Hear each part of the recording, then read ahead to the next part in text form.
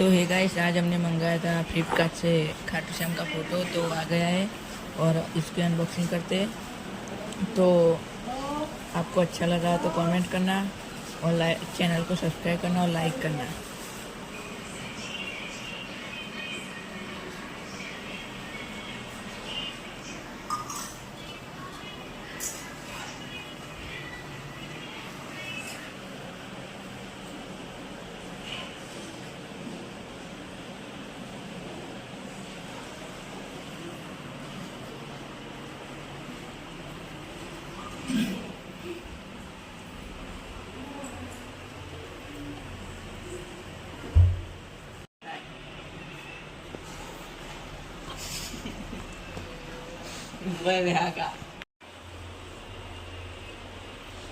बस